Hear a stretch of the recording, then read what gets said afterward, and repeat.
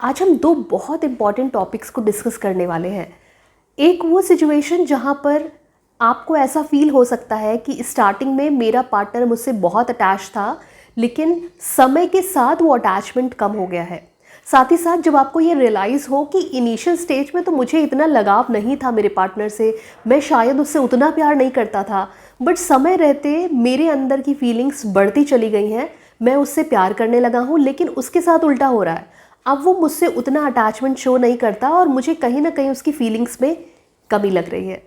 और दूसरी बात ये कि आखिर ऐसा क्यों होता है कि जो इंसान हमसे प्यार करता है, कई बार हमें वो प्रपोज भी करता है, वो अपना प्यार दिखाता है, लेकिन हम उससे प्यार नहीं कर पाते, चाह कर भी प्यार नहीं कर पाते। और वहीं पर दूसरा इंसान जो हमसे दूर भाग रहा है, उसके आने की कोई उम्मीद भी नहीं है, ऐसे इंसान के पीछे हम भागते चले जाते हैं। तो इन दो सिचुएशन पर आज हम बात करने वाले हैं। अगर आप इन दोनों में से किसी भी सिचुएशन को रिलेट कर रहे हैं तो ये वीडियो आपके लिए है। शर्त ये है कि ये वीडियो आप एंड तक ज़रूर देखिए, क्योंकि यहाँ पर आपको आपकी प्रॉब्लम का कॉज क्या है पहले तो ये पता चलेगा, कारण पता चलेगा कि आखिर ऐसा हुआ क्यों। साथ ही साथ यहाँ पर एंड तक आपको सल्यूशन भी आपकी प्रॉब्लम का निश्चित रूप से मिल जाएगा। नमस्कार, मैं हूँ शिखा, मैं हूँ एक काउंसलर, रिलेशनशिप एडवाइज़र, आपकी कोच, आपकी होस्ट और आपकी दोस्त भी। रिलेशनशिप की ये सिचुएशन बहुत आम है। काउंसलिंग सेशन के दौरान मुझे आए दिन ऐसे क्वेश्चंस मिलते हैं कि मैम स्टार्टिंग दौर में ऐसा कुछ नहीं था, बहुत ही अच्छा रिलेशन चल रहा था, उसके साइड से भी उतना ही अफेक्शन, प्यार मुझे दिखता था, बट समय के साथ चीज़ें ख़त्म होती जा रही हैं और मुझे लगता है कि अभी रिश्ता चल नहीं पाएगा। आप इस गलत फहमी में हमेशा रहते हैं कि वो इंसान शुरुआती दौर में हमसे प्यार कर रहा था, अब वो हमसे प्यार नहीं कर रहा है। सबसे पहले आपको ये जानना होगा कि आखिर ये साइकोलॉजी है क्या। अगर हम ह्यूमन साइकोलॉजी की बात करें तो हर ह्यूमन का, हर इंसान का ये पैटर्न होता है कि वो आपसे प्यार नहीं करता, वो आपके उस व्यक्तित्व से प्यार करता है जो शुरुआती दौर में उसके सामने आया था। या सामान्य भाषा में हम कहें तो वो इंसान आप कैसे हैं उससे प्यार कर बैठा था। इसका साफ तौर पे मतलब है कि जैसे आप थे, अगर उससे ज़रा सा भी कुछ चेंज आता है तो उसकी फीलिंग्स में भी चेंज आना बहुत ही ऑब्वियस सी बात है। वो चेंज आपको देखने को मिल जाएगा ना। किस तरीके की चेंज की हम बात कर रहे हैं? चेंज ऐसा होता है कि जो शुरुआती दौर होता है उस समय हमारा जो पैटर्न होता है वो ये होता है कि शायद हम उतना इन्वॉल्व नहीं होते, उतना अटैचमेंट हमें नहीं होता, उतना हम इमोशनली कनेक्टेड नहीं होते, तो वो चीज़ें वो दिखती हैं कि हाँ अभी इतना कुछ सीरियस मैटर नहीं है। तो उस दौरान हम इनसिक्योर भी नहीं होते, हमारे अंदर वैसे थॉट्स भी नहीं आते, शायद हम 24-24 घंटे इस टेंशन में नहीं रहते कि उसने बात नहीं की, कहाँ होगा, या बहुत सारी जो इनसिक्योरिटीज़ होती हैं, किससे बात कर रही है, वो शुरुआती दौर में नहीं होती जब आप कनेक्ट कर रहे होते हैं। जब शुरुआती दौर में आपके अंदर ये फीलिंग नहीं थी, आप इनसिक्योर नहीं थे, आप बिल्कुल फ्री थे और आप बाकी जगहों पर भी फोकस कर रहे थे। हो सकता है कि आप अपने करियर पर अच्छा फोकस कर पा रहे थे शुरुआती दौर में, और वही चीज़ उस इंसान को अट्रैक्ट कर रही थी, क्योंकि जब आप दूसरी चीज़ पे फोकस कर रहे थे तो उस इंसान को ये फ्रीडम थी कि वो आपके बारे में सोच पाए, क्योंकि आप अवेलेबल नहीं हैं, आप काम में इन्वॉल्व हैं। आपकी उस पर्सनैलिटी से, उस आइडेंटिटी से और उस बिहेवियर से उस इंसान ने प्यार किया। सिचुएशन, आपकी जो भी पैटर्न है वो अलग अलग हो सकता है। मैं एक सामान्य पैटर्न की बात कर रही हूँ जहाँ पर एक इंसान इतना ज़्यादा इन्वॉल्व नहीं है अपने पार्टनर से शुरुआती दौर में। आपके पार्टनर को ये एहसास होता है कि ये इंसान बहुत ज़्यादा अवेलेबल नहीं है, और जो चीज़ अवेलेबल नहीं होती उसकी चाह हमें होती है। सामान्य सी बात है, जैसे कि बहुत कॉस्टली चीज़ हो उसको हम लेना चाहेंगे, और अगर कोई बहुत कॉस्टली चीज़ नहीं है तो वो हमारी डिज़ायर नहीं बनती, मतलब हमारी चाहत वो नहीं बनती, ईजिली वो हमारी चाहत नहीं बनती, महंगी चीज़ें हमारी चाहत बनती हैं।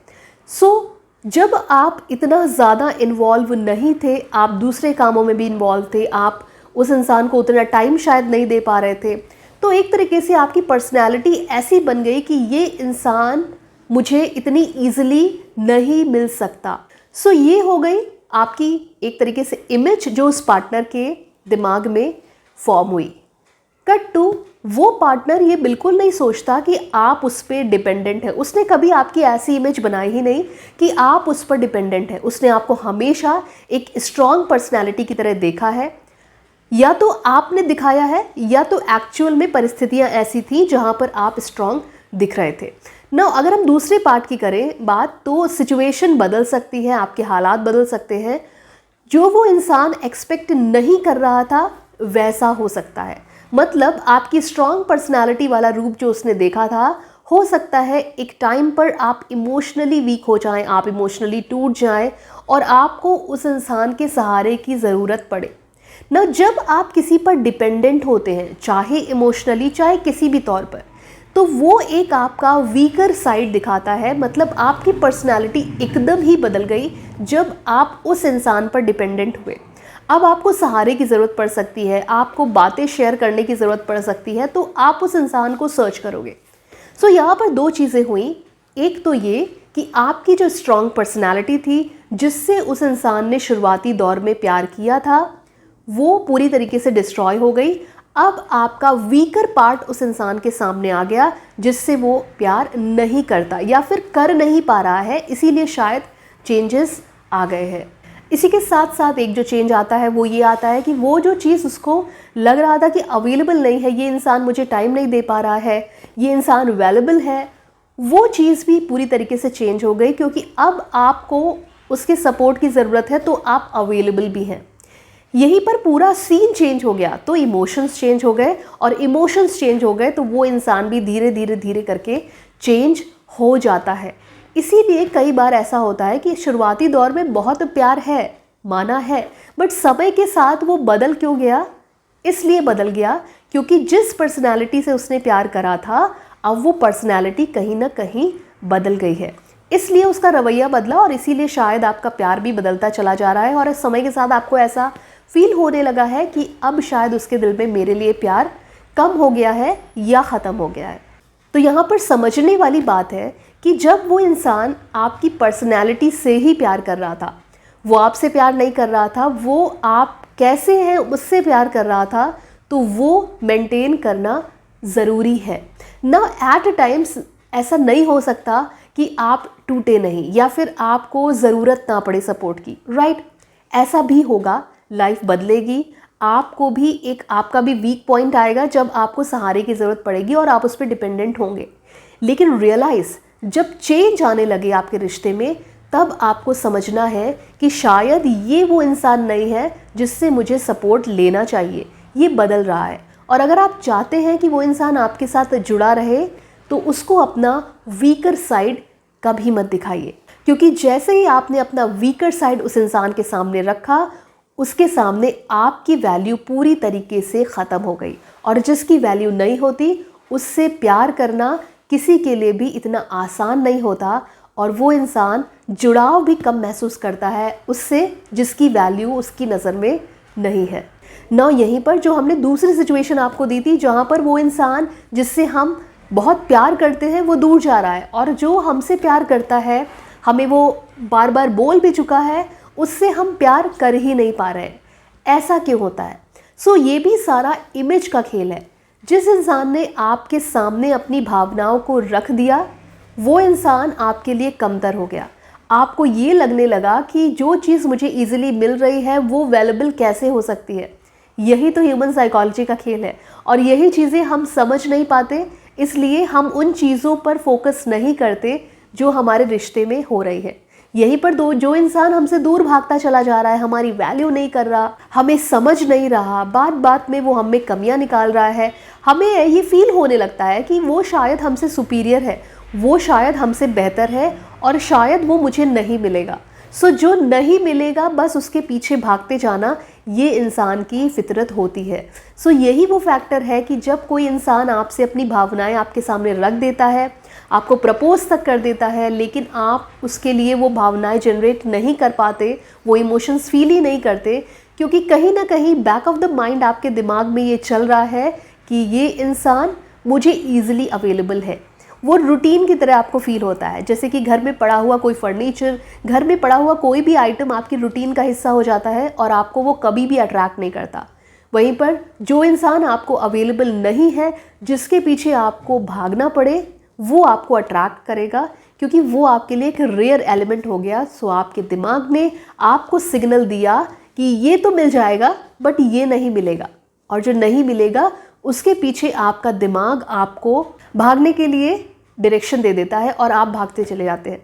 सो अगर हम इस साइकोलॉजी को समझ लें कि आखिर ये क्यों हो रहा है कि हम भाग रहे हैं, आखिर ये क्यों हो रहा है कि हमारे रिश्ते में चेंज आ रहा है, अगर हम ये समझ जाएं तो हमारे आने वाले जितने एक्शंस हैं वो भी बहुत कंट्रोल्ड होंगे।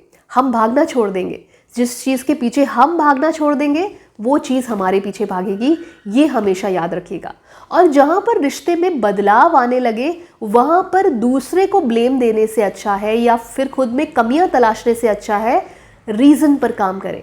ये समझने की कोशिश करें कि क्या शुरुआती दौर में कुछ ऐसा था जो अब नहीं है, आखिर क्या बदलाव आया है। सो अगर कोई बदलाव आया है उस पर काम करने की ज़रूरत है, बजाय इसके कि हम ओवर थिंकिंग करें, हम परेशान हो, हम ये सब सोचें ये हो गया वो हो गया उसने ऐसा किया।